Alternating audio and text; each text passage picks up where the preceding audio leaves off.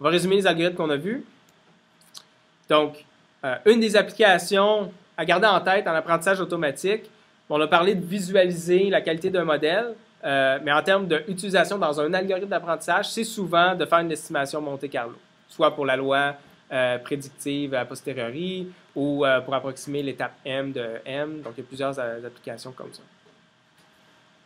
On a vu différentes méthodes de base dans le cas discret scalaire, continu scalaire ou gaussien vectoriel. Dans ce cas-ci, on a une procédure simple, efficace, dont on est sûr qu'à la fin, on a un nombre d'étapes prédéterminées, il n'y a pas de rejet ou quoi que ce soit, puis on est garanti d'avoir des bons échantillons.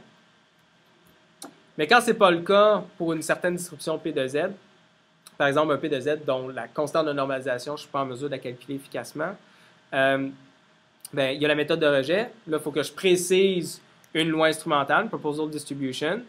Et là, ça va bien marcher si ma loi instrumentale est très proche de ma vraie loi P de Z. Mais si ce n'est pas le cas, ça ne sera pas efficace. Puis en haute dimension, à cause de la malédiction de la dimensionnalité, essentiellement, il faut qu'elle soit particulièrement proche pour que ça fonctionne bien. Donc en haute dimension, une méthode de rejet, c'est souvent une méthode difficile à appliquer efficacement.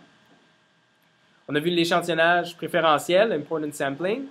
Donc, j'ai encore besoin d'une loi instrumentale. C'est meilleur que la méthode de rejet en pratique d'habitude pour faire de l'estimation Monte Carlo, c'est-à-dire pour estimer l'espérance d'une fonction, où là, je vais introduire des poids dans mon estimateur Monte Carlo qui va donner des poids moins grands pour des échantillons qui ne sont pas très fidèles à la vraie distribution, puis plus élevés pour ceux qui sont plus fidèles à la vraie distribution. Par contre, donc ça, c'est un avantage, il n'y a pas de rejet. Ceci étant dit, ça peut juste approximer une somme ou une espérance. Donc, ça ne donne pas des échantillons de la loi. Puis, on a quand même le problème qu'en haute dimension, ça peut ne pas très bien marcher, à cause, encore une fois, de la loi instrumentale qui doit être idéalement proche de ma vraie loi. Sur ça, on est passé aux méthodes MCMC. On a vu le Metropolis Hastings, où là, j'ai une loi instrumentale à définir, mais c'est seulement une conditionnelle comme ça, puis c'est un petit peu plus facile de déterminer des choix de loi conditionnels qui ne sont pas trop mauvais. Par exemple, une gaussienne centrée en ZL-1. Je vais quand même avoir mon paramètre de covariance à contrôler qui va déterminer de l'efficacité, mais au-delà de ça, c'est peut-être un petit peu plus facile à attaquer, une méthode plus facile à utiliser. Ceci étant dit, la séquence des échantillons vont être corrélées. Fait que ça veut dire que si j'attends pas assez longtemps, ça se peut que je n'ai pas tout exploré mon espace et que je n'ai pas un échantillon représentatif.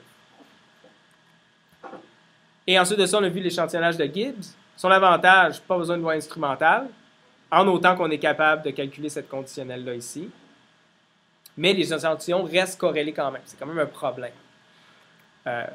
C'est une chose, un aspect qu'on doit tenir en compte avec les méthodes MCMC constamment. Le fait que la corrélation entre les échantillons. En pratique, souvent, ce qu'on fait, c'est que pour réduire la corrélation, ben, par exemple, plutôt que de garder tous les échantillons, je vais garder seulement les échantillons à toutes les M étapes. Fait que je fais M itérations de MCMC, donc disons 100 itérations, puis je prends celui-là, lui, je me rappelle, c'est mon Z1. Après ça, j'en fais 100 autres, ça va être mon Z2. J'en fais 100 autres, mon Z3. Ce qui fait que là, il va y avoir plus d'espace, de distance entre les différents échantillons. Ils vont être moins corrélés ensemble dans le temps. Et je n'ai pas trop parlé de ça, mais obtenir l'échantillon Z1, idéalement, on voudrait que Z1 soit échantillonné aussi de P de Z. Je pourrais dire, ben, juste pour la première étape, je vais utiliser la méthode de rejet. Ça va me donner mon Z1. Puis après ça, je vais faire de l'échantillonnage MCMC. Mais peut-être que la méthode de rejet n'est juste pas applicable du tout parce qu'il rejette constamment. À ce moment-là, souvent, ce qu'on fait, c'est qu'on va échantillonner un peu n'importe comment le Z1, le premier Z. Puis là, je vais faire peut-être 100, peut-être 1000, peut-être 10 000 itérations d'échantillonnage MCMC. Et là, c'est seulement à partir de ce moment-là que je vais commencer à accumuler ou à collecter des échantillons. Je vais carrément ignorer tous les 10 000 premiers échantillons que j'ai obtenus. Donc, à ce moment-là, on va parler d'une période qu'on appelle burn-in, où finalement, on est en train d'oublier le biais initial qu'on avait dans notre premier échantillon, qui n'était pas du tout de la bonne loi. Donc, ça, c'est des technicalités que c'est plus facile de comprendre et analyser lorsqu'on connaît les propriétés théoriques des méthodes MCMC. C'est décrit dans la section 11.2.1 dans le livre de Bishop, puis je n'irai pas plus loin. L'échantillonnage MCMC, c'est tout un monde de recherche là, où il y a des méthodes encore plus avancées. Mais ça vous donne, je pense, une bonne base pour justement attaquer possiblement d'autres méthodes dans d'autres contextes.